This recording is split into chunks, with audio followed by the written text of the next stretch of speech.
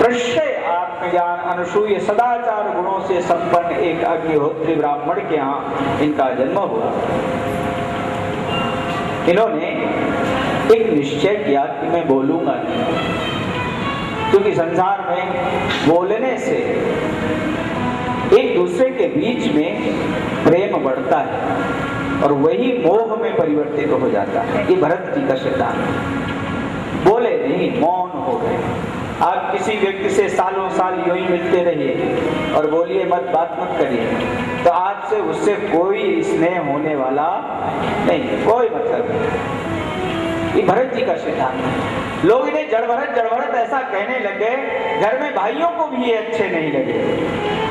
ले जाकर के खेत में बिठा दिया, चलो काम बहुत करवाया इनसे, कभी कुदाल कर्म करवाया, कभी कृषक कर्म करवाया, लेकिन भरत जी को कुछ अच्छा नहीं लगा, कोई काम नहीं करते थे वो।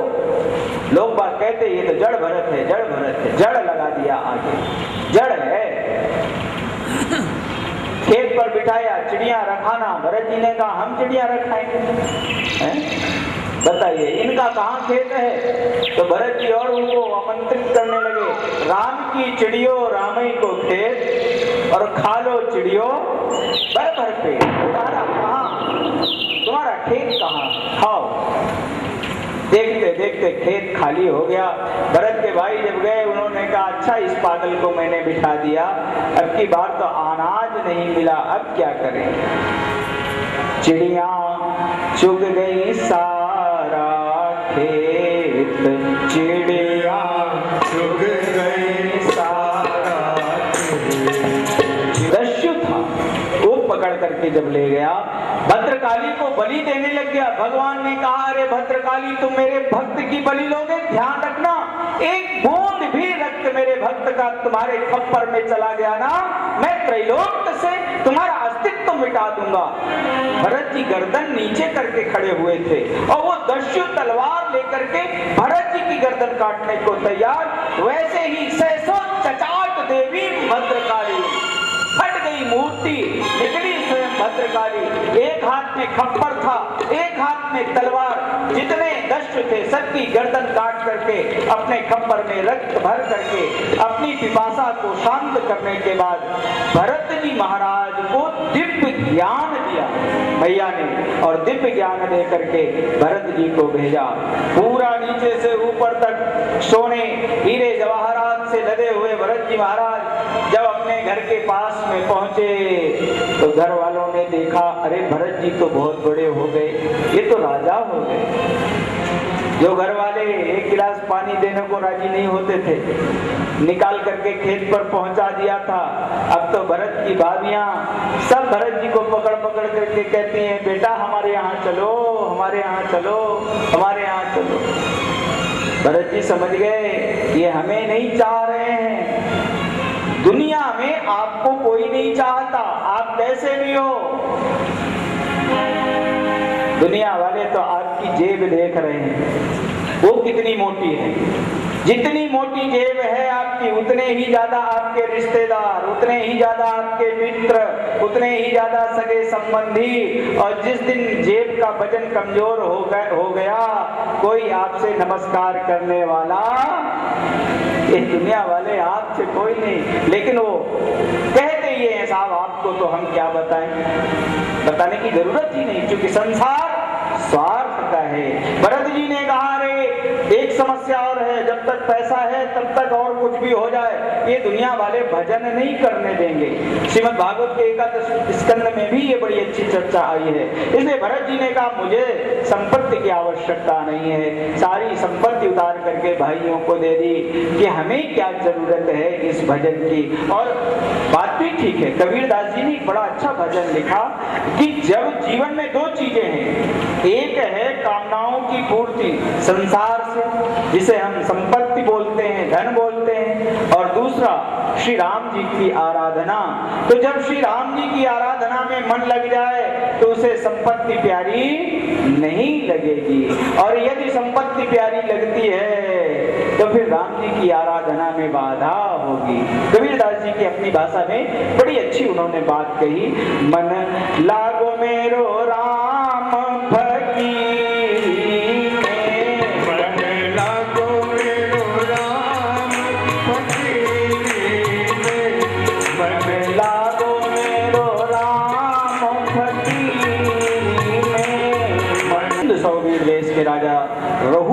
करके पालकी एक दिन चलाते हैं, जो कबीर देव जी के यहाँ ज्ञान प्राप्त करने जा रहा था। बार बार चींटियों के आने से पैर लंबा करके पालकी से गिर गया, वो भरत जी से उलझ गया। भरत जी ने उसे ज्ञानोपदेश प्रदान किया और ज्ञानोपदेश जब दिया उसे, वो यहीं से वापस चला गया। ये जो रहुगण है, ये जो हिरण था जिसे मोह हुआ था, तो वो राजा की याद में मरा और पूर्ण थे, इसलिए वो राजा बन गया। आज जब भरत जी महाराज ने उसे देखा था ना, तो बड़े खुश हुए थे कि देखो तीसरे जन्म में मुझे ये मिला है। तो भरत जी ने बता दिया था, अहम पुरो भरतो नाम राजा, मैं पुराना भरत नाम का राजा हूँ। उसको भी बड़ा आनंद आया था। आज दोनों का उद्धार यहाँ पर हुआ है। भूगोल खगोल का वर्णन किया है, नरकों का वर्णन किया है। परीक्षित महाराज ने कहा, नरकाणाम किम देश विशेषा अथवा बहिस्त्रलोक्या, ये नरक क्या है? तो उन्होंने कहा, पृथ्वी से ऊपर और स्वर्ग से नीचे बीच में पितरलोक है, जहां आहिस्वात्याग पितृगण निवास करते हैं। 10,000 योजन का वो क्षेत्रफल है। राजन, यह जीव इस संसार में जैसे कर्म करता है, जब यमराज इसे लेकर के जाते हैं तो वहां पर रौरव महारौरव कालशूत्र असिपत्र बन संदंसी तत्र शूर्मी बज्रकंटक सालमली पूयोद प्राणरोध विशसन लाला भक्ष क्षारमेयदन अवीची रय पानिमिति सूकर मुख अवट निरोधन पर्यावर्तन सूची मुख इत्या अष्टाविंशत नरकाः। ये 28 नरक हैं। यति हुआ परवित्र पत्त कलत्राण अपरत सही काल पास बद्धो यमपुर से भयानिके तामिस्त्रे नरके बलान निपात्यते। 28 नरकों की चर्चा यहाँ पर की है। नरक की चर्चा तो बड़ी विलक्षण है, लेकिन अब समयानुकूल तरीके से तो नरकों की चर्चा नहीं हो सकती। और वैसे भी नरक की चर्चा क्या सुनना, आप लोग तो भगवान के भक्त हो, तो नरक जाने का कोई मतलब नहीं। और समय के अनुकूल नरकों की चर्चा में थोड़ा समय लग जाएगा, लेकिन नरकों की चर्चा सुनने से अच्छा तो ये है कि हम नरकों से बचने का रास्ता सुन लें, क्योंकि वो बड़ा भयंकर है नरकों का वर्णन। और हम आपकी तो बात छोड़ो, है जो लोग दूसरों की संपत्ति का अपहरण करते हैं, चोरी करते हैं, चोरी करके अपने परिवार का पेट पालन करते हैं, ये तीव वा पर वित्त पत्त कलत्राण अपहरत सही काल पासबद्धो यम पुरुषे भयानिके तामिस्त्रे नरके बला निपात्य। जो लोग दूसरे की स्त्री का हरण करते हैं, दूसरे का धन का हरण करते हैं, चोरी करते हैं, ऐसे लोग जो मर करके जाते हैं तो तामिस्त्र नाम के नरक में डाले जाते हैं। अपने परिवार का भरण पोषण करने के लिए, अपने शरीर सुख के लिए ये जो काम करते हैं वो तामिस्त्र नाम के नरक में जाते हैं। लेकिन जो लोग शादी विवाह करने के बाद अपने परिवार का पालन पोषण नहीं करते और अपने परिवार की जिम्मेदारियों से बच करके अपने पेट के भरण पोषण के लिए केवल देहम भरा, केवल अपने पेट के भरण पोषण के लिए अपनी पत्नी को बच्चों को छोड़ करके अपने चोले को बदल करके पाखंड का आश्रय लेकर के संसार में रहते हुए, विचरण करते हुए, खाते पीते घूमते हैं और बच्चे पत्नी घर में बेचारी भूखों मरती है। ऐसे लोग जब मरते हैं तो अंध तामिस्त्र नाम के नरक में डाले जाते हैं। जब चोरी करने वाले लोग जाते हैं तब तो वहां पर भयंकर ताड़ना उनको मिलती है। अंध तामिस्त्र जहां वो अंधा होकर के चारों ओर भटकता है, वहां फिर एक कुंड से दूसरे कुंड में इनको ले जाया जाता है, ताड़ना दी जाती है। रौरव नाम के नरक में वो लोग जाते हैं जो अपने मित्र को धोखा दे करके, किसी से मित्रता करके, फिर उसकी स्त्री के साथ में मित्र से संबंध तो मित्रता का बनाएंगे, लेकिन मित्रता के पीछे उनकी दृष्टि उनके घर की संपत्ति, उनके घर के बच्चों पर और उनके घर की पत्नी पर रहती है और अपने ही मित्र की पत्नी के साथ वो देह भोग करते हैं। ऐसे लोग महारौरव नाम के नरक में डाले जाते हैं, जहां पर सर्पाधिक क्रूरा, वहां पर सर्प से भी क्रूर जीव रहते हैं, जो इसे नोच नोच करके हजारों वर्ष तक खाते हैं, आंखें फोड़ देते हैं और उसी कुंड में ये बाहर निकाला जाता, फिर डाला जाता, बाहर निकाला जाता, फिर डाला जाता। वो महारौरव नाम के नरक में जाते हैं। जो लोग अपनी स्वार्थ की पूर्ति के लिए धर्म शास्त्रों का अपने हिसाब से व्याख्यान करते हैं और अपना एक पंथ बनाते हैं, एक रास्ता बनाते हैं, तो वहां पर एक असिपत्र नाम का बने है। असी माने तलवार के पत्ते की धार के समान वहां पर पत्ते हैं और वहां निकलने की कोई जगह नहीं है। उसमें जाकर के यमराज इसे कहते हैं अब निकलो। ये कहता है यहाँ तो रास्ता नहीं है, हम कैसे निकलेंगे? यमराज के दूत कहते हैं वहां पर वेद रास्ते का प्रतिपादन कर रहा था, शास्त्र रास्ते का प्रतिपादन कर रहे थे, तब तुमने उन रास्तों को उनका पालन न करके, तुम्हें अगर साधन मिल गया था तो अपने हिसाब से व्याख्यान करके, पाखंड का आश्रय करके तुमने धर्म शास्त्रों की मर्यादा का पालन नहीं किया। वहां बना बनाया रास्ता था, पिता रास्ता बता रहा था, गुरु रास्ता बता रहा था, वेद रास्ता बता रहे थे, संत रास्ता बता रहे थे, लेकिन तुमने पाखंड का आश्रय लेकर के अपने हिसाब से रास्ता बनाया। अब यहाँ तुम्हें रास्ता मिलने वाला नहीं है, प्रवेश करो इसमें। जैसे ही प्रवेश करता है मुग्धर पीछे से लगता है तो लिखा छिन्न भिन्न सर्वांगा, एक एक अंग कट कट करके वहां पर गिरता है, फिर मूर्छित होता है, फिर यमदूत इकट्ठा करते हैं, क्योंकि वहां पर यातना शरीर मिलता है, कष्ट की अनुभूति तो होती है लेकिन मरता नहीं है, फिर उठता है। हजार मांस भक्षण करते हैं, पशु पक्षियों को मार मार करके खाते हैं, इनको लेकर के वहां पर कुंभी पाक नरक के किनारे खड़ा करते हैं। खौल रहा है तेल। यमराज कहते हैं देखो ये ठीक है कि नहीं? जीव घबराता है, मैं जल जाऊंगा। यमदूत कहते हैं वहां जब तुम मुर्गे के पंखे नोच करके फेंकते थे, फिर कहते थे देखो तेल अब तड़के के लायक हुआ कि नहीं हुआ, फ्राई हो जाएगा। अब देखो यहाँ उठा करके और उसी कड़ाह में, खोलते कड़ाह में डाल देते हैं। ये गोभी के पकौड़े की तरीके से फ्राई हो जाता है। फिर इसको पकड़ते हैं, फिर वहां रखते हैं, फिर जीवित होते हैं, फिर उसमें डालते हैं। पूछा कितने दिन तक ऐसा चलता है? सुखदेव जी महाराज राजा परीक्षित को कहते हैं यावत पशु रोमाणी तावत वर्ष सहस्राणी। गाय के शरीर में जितने रोम हैं उतने हजार वर्ष तक नरक में यह भोग भोगने पड़ते हैं। बड़ा विशिष्ट वर्णन है नरकों का, लेकिन आप लोग क्यों सुन रहे हो? ये तो परीक्षित जी सुन के घबरा गए, हमारी आपकी तो बात। और यहाँ तो सब आप लोग धर्मात्मा हो, बहुत से लोगों को तो हम जानते हैं बिल्कुल धर्म का आचरण ही करते हैं, जीवन वैसा। तो ये चर्चा अब ज्यादा ना सुनाए, समय भी नहीं है, और जब सुनना हो तो हम फिर सुना देंगे बहुत अच्छे ढंग से। कभी समय मिलेगा, 2 घंटे का समय हो तो फिर ये चर्चा अच्छे ढंग से हो सकती। बाकी सब परीक्षित जी घबराए, और जब परीक्षित जी घबराए तो उन्होंने एक प्रश्न कर दिया, इस संसार में रहने वाला ऐसा कोई व्यक्ति नहीं है जो पाप न करता हो। फिर महाराज आखिरकार कोई रास्ता तो बताओ। कोई व्यक्ति जानबूझ करके पाप करे, फिर प्रायश्चित करे, फिर पाप करे, फिर प्रायश्चित करे, मन्ने कुंजर शौचवत, ये तो हाथी का स्नान हो गया।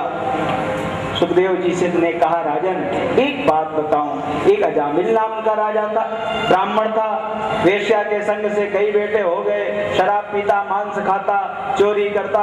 संतों का एक बार साथ हो गया, संतों ने कह दिया अपने बेटे का नाम नारायण रख दो। नारायण रखने से नारायण नारायण बोलने लगा। जब मरने लगा ना तो आए यमदूत, देख करके डर गया, अरे ये क्या हो गया? ये काले तुम ले नहीं जा सकते। यमराज से पूछा नरक में किसको लाना चाहिए? तो यमराज ने बड़ी प्यारी बात कही, जिह्वान भक्ति भगवद गुण नाम ध्येयम चेतश्च स्मरति तच्चरणारविंदम कृष्णाय नो नमः। वृत्रासुर वध की कथा सुनाई है, गुरु के अपमान की चर्चा की है, दिति गर्भ विनाश की चर्चा की है। 49 मरुतों की उत्पत्ति हुई है। ये दिति के बेटे थे, दैत्य होने चाहिए थे, लेकिन मैया की तपस्या के कारण और इंद्र के साथ जन्म के कारण ये दैत्य होते हुए भी देवता गिने गए। हनुमान जी महाराज जब लंका गए ना और लंका जलाई तो वहां पर आप पढ़ते हो ना, चले मरुत 49, ये यही है। ये थे तो दिति के बेटे, लेकिन हनुमान जी का सहयोग करने के लिए ये लंका पहुंच गए। ये देवता है ना, देवता देव कोटि में ये गिने गए। इसी कथा के साथ षष्ठ स्कंद को विराम दिया। सप्तम स्कंद में प्रश्न किया महाराज, देवताओं का पक्ष भगवान लेते हैं, दैत्यों का वध कराते हैं। समप्रिया सुहृद ब्रह्मन् भूतानां भगवान स्वयं इंद्रस्यार्थे कथम दैत्यान अवधीत विष्मो यथा। नारद जी ने कहा नहीं, भगवान किसी का पक्ष नहीं लेते। भगवान सत रज और तम से सृष्टि संचालित है। सत्य गुण की वृद्धि में देवता जीतते हैं, रजोगुण की वृद्धि में दैत्य जीतते हैं, तमोगुण की वृद्धि में भूत प्रेत पिशाच इनका समय आ जाता है। इसलिए संसार में जितने संबंध हैं, एक संबंध भगवान से प्रगाढ़ता पूर्वक लग जाए। कामात् द्वेषात् भयात् स्नेहात् यथा भक्तेश्वरे मना, तो जीवन का कल्याण हो जाए। जैसे हिरण्याक्ष ने भगवान को भजा, दुश्मनी तो की, नाम सुनते ही हिरण्याक्ष का पूछा, हिरण्यकश्यप का वध भगवान ने कैसे किया। तृतीय स्कंद में आपने हिरण्याक्ष वध की तो चर्चा सुनाई, लेकिन कैसे हिरण्यकश्यप का वध हुआ। सुखदेव जी कहते हैं, राजन जिस समय हिरण्याक्ष वध हुआ, भाई ने सुना, बड़ा क्रोध आया, अमरस से जल करके अपने घर वालों को उपदेश दिया और उपदेश दे करके भगवान से बदला लेने के लिए द्रोणाचल के जा करके मंदराचल की द्रोणी में तपस्या करने लग गया। ऊर्ध्व बाहो नभो दृष्टि पदांगुष्ठास्तावनी, पैर के एक अंगूठे पर खड़ा होकर के दोनों भुजाएं ऊपर करके नेत्रों को आकाश में लगा करके दिव्यम वर्ष शतम समः, दिव्य 100 वर्ष तक इसने तपस्या करी।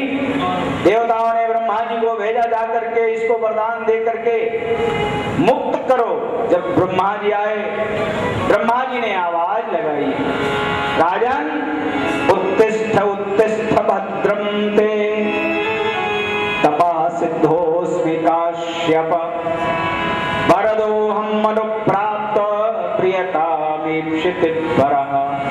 उठो उठो कश्यप नंदन। देखा तो शरीर खत्म हो चुका था, हड्डियां हड्डियां बची हुई थी। जल लेकर के जैसे ब्रह्मा जी ने दिया डाला इसके शरीर पर, दिव्य स्वरूप हो गया। क्या चाहिए? हिरण्यकश्यप ने कहा, मुझे अमर कर दो। ब्रह्मा जी ने कहा, इस सृष्टि में कोई अमर नहीं हो सकता, दूसरा वरदान मांगो। हिरण्यकश्यप ने कहा, तो ठीक है, नान्तर्बहिर्दिवानक्तम्, मैं दिन में न मरूं, मैं रात में न मरूं, मैं पृथ्वी पर न मरूं, मैं आकाश में न मरूं,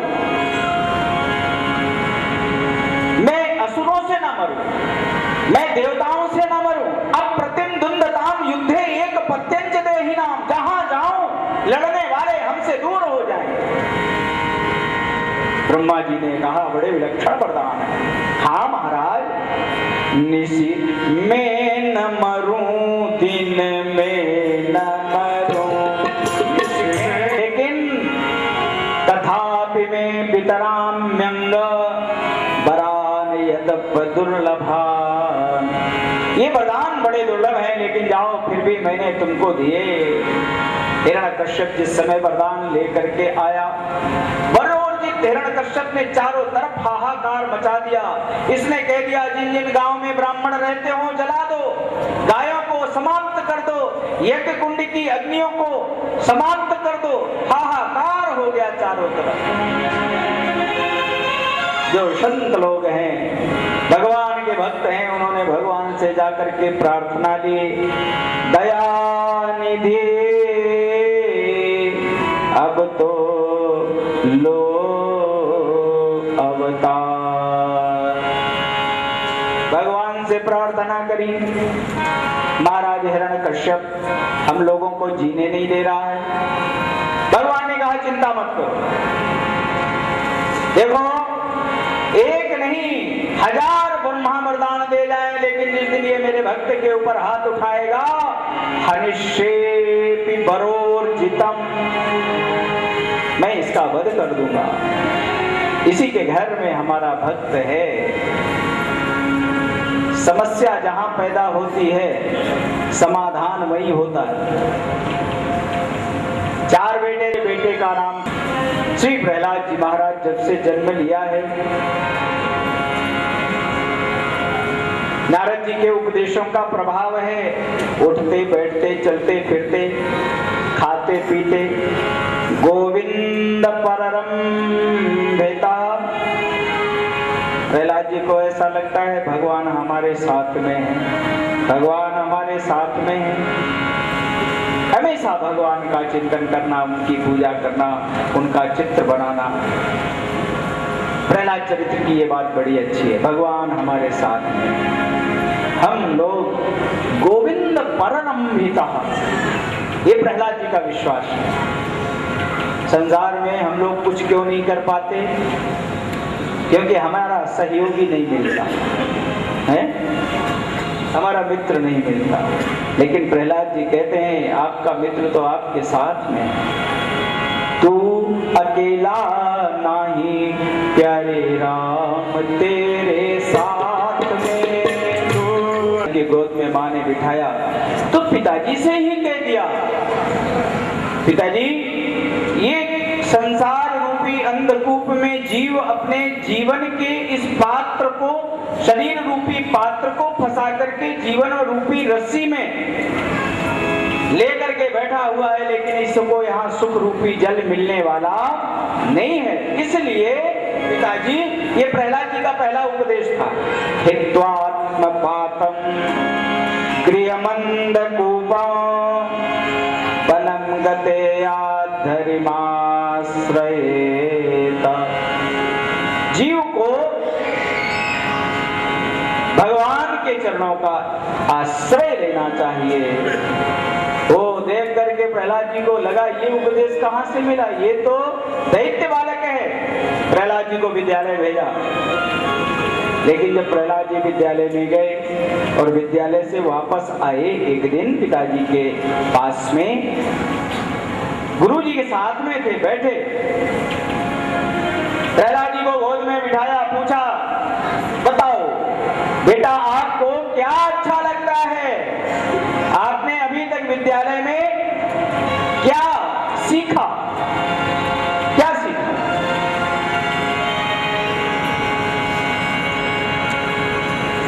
प्रहलाद जी ने बड़ा अच्छा उपदेश दिया, पिताजी विद्यालय में मैंने जो पढ़ा है वो बता रहा हूं। श्रवणम कीर्तनम विष्णु स्मरणम पाद सेवनम अर्चनम वंदनम दास्यम सख्यमात्म निवेदनम इति पुंसार्पिता विष्णु भक्तिश्चेन्नवलक्षणा। 9 धा भक्ति का उपदेश दिया प्रहलाद जी ने। पूछा गुरुजी से ये किसने सिखाया? गुरुजी ने कहा मुझे नहीं आता है, मैंने नहीं सिखाया, ये आपका बेटा अपने आप बोल रहा है। प्रहलाद जी को खड़ा किया सभा में, मैं दूसरी बार तुम्हारे मुंह से ये सुन रहा हूं, बता प्रहलाद ये कौन सिखा रहा है तुझे? प्रहलाद जी ने कहा मुझे कौन सिखाएगा? पिताजी भगवान के चरणों में कभी किसी का मन किसी के कहने से नहीं लगता। अगर किसी के कहने से लगता होता तो मैं तो आपको कह रहा हूं आप भगवान के भक्त बन जाओ, लेकिन आप भगवान के भक्त बनने वाले नहीं। इसलिए मतिर्न कृष्णो परतस्वतो वा, भगवान के चरणों में तो अपने आप मन लगता है। हिरण्यकश्यप ने कहा छोड़ दे तू अपना ये बकवास, ये जो बोलना है मेरे सामने तुझे नहीं बोलना चाहिए। प्रहलाद जी ने कहा मैं कैसे छोड़ूं? छोड़े तो वो जिसको मैंने पकड़ा हो। लेकिन पिताजी, एक बार कृष्ण के चरणों की प्रीत होने के बाद कृष्ण गृह गृहीतात्मा, कृष्ण रूपी ग्रह ने मेरी आत्मा को पकड़ रखा है, मैं कैसे छोड़ूं? मैंने पकड़ा हो तो मैं छोड़ूं? जिस समय इतना कहा, सभा में जितने लोग बैठे थे एक बार कहा, सर्वोपाय हंतव्य, मारो इसको, हम इसकी एक बात भी नहीं सुनना चाहते हैं। जितने सेना के लोग बैठे थे, किसी के हाथ में यष्टि है, किसी के हाथ में मुक्तर, किसी के हाथ में सूल, किसी के हाथ में तोमर, किसी के हाथ में तलवार, किसी के हाथ में खड्ग, किसी के हाथ में चंद्रहास, और प्रहलाद जी महाराज के ऊपर तड़ातड़ एकदम प्रहार करने लगे। जो कमजोर हृदय के लोग थे उन्होंने नेत्र बंद कर लिए। चारों तरफ तड़ातड़ की आवाजें आ रही थी, हाहाकार हो गया पूरे नगर में, ये क्या हुआ? लेकिन हिरण्यकश्यप ने जब आंख खोल करके देखा, सामने हतप्रभ रह गया, अस्त्र शस्त्र के टुकड़े टुकड़े पड़े हुए हैं। लेकिन प्रहलाद को जब ढंग से देखा तो प्रहलाद के शरीर में कहीं खरोंच भी दिखाई नहीं पड़ी। ये क्या हुआ? इतने भयंकर भयंकर अस्त्र शस्त्र जिनके सामने देवता भी नतमस्तक हो गए, और ये प्रहलाद के शरीर में खरोच। ले जाओ इसे और बड़ी ऊंची चोटी से डाल करके चकनाचूर कर दो। जल्लाद लेकर के प्रहलाद जी को गए। ऊंची चोटी के ऊपर जब प्रहलाद जी को देखा तो प्रहलाद जी तो राम राम राम राम का जप कर रहे थे। उन जल्लादों ने प्रहलाद जी के हाथ जोड़ दिए और कहा, प्रहलाद, मैं तुम्हें मारना नहीं चाहता, एक बात केवल तुम कर दो, एक बार अपने पिताजी के सामने कह दो कि मैं राम राम नहीं कहूंगा, मैं एकांत में तुम्हारे साथ भजन करूंगा, राम राम करूंगा। प्रहलाद जी समझ गए कि जल्लाद डर रहे हैं। उन्होंने कहा, देखो, आप हमारे पिता के सेवक हैं, जो उन्होंने आज्ञा दी है वो आप पालन करें। रही बात मेरी कि मैं राम छोड़ दूं, मैं झूठ नहीं बोल सकता, और आपको विश्वास नहीं होता तो मुझे मार दो, और मारने के बाद मेरे शरीर से मेरी मुर्दा खाल निकलवा लेना, और मेरी मुर्दा खाल को ले जाकर के नगाड़े पर लगाना, और मेरी मुर्दा खाल जब नगाड़े पर लग जाए तो उस नगाड़े के ऊपर जब तुम लकड़ी से चौक लगाओगे तो आप देखना मेरी मुर्दा खाल से भी राम राम की आवाज सुनाई पड़ेगी, केवल और कुछ नहीं। हम कैसे राम को छोड़ दें? आप अपना काम करो और मैं अपना काम करता हूँ। प्रहलाद जी नेत्र बंद करके लेट गए, दो ने हाथ पकड़े, दो ने पैर पकड़े। इस समय इधर उधर झुला करके प्रहलाद जी को ऊपर से डाला, लौट करके बेचारे जल्लाद जी नहीं देख पाए। लेकिन भैया, चार हाथ से प्रहलाद जी को फेंका जा रहा था, लेकिन हजार हजार हाथ फैला करके परम ब्रह्म परमा प्रहलाद को अपनी गोद में लेने के लिए तैयार थे। प्रहलाद जी को तो पता भी नहीं चला, नेत्र बंद हैं, उठा करके और प्रहलाद जी को नीचे लिटा दिया। प्रहलाद जी को ऐसा लगा जैसे जल्लादों का जो धैर्य था वो जवाब दे गया। उन्होंने मुझे नीचे लिटा दिया है, आंखें खोली, कोई नहीं दिखाई पड़ा। देखो, हमारे भगवान जो है ना, इसीलिए तो सनातन धर्म के भगवानों के प्रति सबकी निष्ठा है।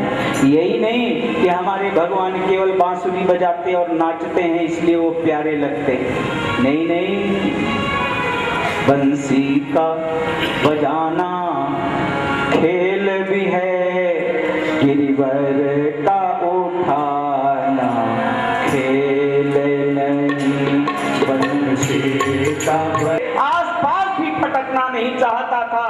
यहाँ तक हिरण्यकश्यप ने प्रहलाद जी की मां कयाधु से प्रहलाद जी को जहर पिलवाया, हाथियों से कुचलाया, सर्पों से कटवाया, कारागार में बंद करवाया। प्रहलाद जी के साथ क्या क्या नहीं हुआ, समुद्र में डुबाया, दोबारा विद्यालय भेजा। जब दोबारा विद्यालय गए तो प्रहलाद जी ने अपने विद्यार्थियों को ही उपदेशित कर डाला, अरे भाई देखो, ये शरीर मिला है, कौमारे आचरेत प्राज्ञ धर्मान भागवतानि, इस जीव को कुमारावस्था से ही भागवत धर्म का आचरण करना चाहिए। 9 प्रकार की भक्ति है, वो जीवन में आ जाए तो आनंद हो जाए। पहली है श्रवण, दूसरी है कीर्तन। विद्यार्थियों ने कहा श्रवण तो मैंने समझ लिया, एक बोले सब सुने, कीर्तन किसे कहते हैं? कीर्तन के लिए उन्होंने कहा कि कीर्तन कहते हैं जब भगवान के नाम का जप किया जाए। उन्होंने कहा करवा करके आप बताइए। आप लोग भी 1 मिनट बोलिए और फिर आगे चलते हैं। हरे रामा रामा राम सीता राम राम ने खड़ा कर दिया और हिरण्यकश्यप से कहा देखो राजन, एक प्रहलाद आपसे नहीं समझ रहा है और इसने विद्यालय में जो उपदेश दिए हैं अभी क्षणों में हजारों प्रहलाद पैदा हो जाएंगे। आप अपना बेटा संभालिए वरना आपकी सत्ता हिलने वाली है। आज विद्यालय में इसने जो किया है मैं उसे बर्दाश्त नहीं कर सकता। पकड़ो अपने बेटे को। कांप गया हिरण्यकश्यप, ये क्या हुआ? इसकी बहन आ गई जिसका नाम था होलिका। उसने कहा मैं जला दूंगी। कैसे जलाओगी? बोले सूर्य प्रदत्त शीतल चीर है, मैं लेकर के बैठूंगी, मैं नहीं जलूंगी और ये जल जाएगा। हिरण्यकश्यप ने कहा तुम भी जल जाओ तो हमें कोई लेना देना नहीं है, लेकिन ये तो मरे कम से कम। और लेके बिठा दिया आग में। जब आग में बिठाया तो भगवान की ऐसी कृपा, वो होलिका तो जल करके राख हो गई, लेकिन प्रहलाद जी का बाल बांका भी नहीं हुआ। जाको राखे साइया मार सके ना कोई। जब विद्यालय के विद्यार्थियों को पता चला मुझे उपदेश देने वाला आग में जला दिया गया, दौड़ करके गए, आग की चिंता न करके कूद पड़े आग में, निकाल करके प्रहलाद जी को लाए। आज तो हिरण्यकश्यप ने उन विद्यार्थियों के बीच से निकाल करके और प्रहलाद को अपने सामने खड़ा किया और कहा हे प्रहलाद, आज तुझे अपना राम बताना पड़ेगा। यदि आज तू अपना राम नहीं बताता है तो मंजुल प्रचंड दंड पा करके खंड खंड हो करके तू हम लोग को सिधाएगा। बता तेरा राम कहाँ है? छोटे से प्रहलाद जी, ओ उस समय का त्रैलोक दुर्दमनीय दैत्य हिरण्यकश्यप सामने खड़ा है, लेकिन प्रहलाद जी घबराए नहीं। प्रहलाद जी ने कहा अरे पिताजी, मेरे राम कैसे हैं, कहाँ हैं यह पूछते हो? ओ मुझे तो वे ही सर्वत्र दिखलाते हैं। क्या तेरा राम मुझ में हो सकता है क्या? प्रहलाद जी ने कहा आप में है आपके, प्रलाप में है खंभ में, वे ही आप आपके प्रताप में लखाते हैं। सूर्य चंद्र जल थल अनल अनिल बन, पंच तत्व बन सृष्टि कार्य वो चलाते हैं। मंजुल ललाम लीला धाम वही मेरे राम, नाना रूप धर खेल खेलते खिलाते हैं। तो फिर कहा स्तंभे कस्मात् न दृश्यते, ये जो सामने खंभा है इसमें तेरा राम क्यों नहीं दिखाई पड़ रहा है? नृसिंह अवतार सबसे अनिश्चित अवतार है। आज भगवान नृसिंह बन करके घूम रहे हैं। कहां से प्रकट होना है कोई पता नहीं, कब प्रकट होना कोई पता नहीं, कितनी देर के लिए प्रकट होना है, कब पता नहीं, प्रकट भी होना है कि नहीं होना है ये भी पता नहीं। बन करके नृसिंह जहां जहां प्रहलाद जी उंगली घुमाते हैं दौड़ दौड़ करके जाते हैं। हिरण्यकश्यप ने कहा स्तंभे कस्मात् न दृश्यते, तुम्हें दिख रहा है? प्रहलाद जी ने कहा मुझे तो दिख रहा है। हिरण्यकश्यप ने कहा ठीक है, ये उसका भगत है ना, तो इसको तो वो दर्शन दे रहा है, लेकिन मुझसे डरता है इसलिए छिपा हुआ है। आज दिन तक मैं ढूंढ नहीं पाया। आज मैं एक साथ 2 काम करूंगा। खंभे को तोड़ करके निकालता हूं, उसका वक्ष फाड़ करके अपने भाई का तर्पण करता हूं, ये भी डर जाएगा, राम राम जपना बंद हो जाएगा और मेरी प्रशोध की ज्वाला भी समाप्त हो जाएगी। इतना कहते ही दोनों हाथ का मुक्का बनाया और जा करके बिना सोचे समझे विश्वास पूर्वक, ये इसको विश्वास था कि मेरा बेटा कह रहा है तो इस खंभे में है, दोनों हाथों का मुक्का बना करके और जिस समय जा करके खंभ में पटका, गगन गड़ गड़ालो खंभ फाटे चर चरा।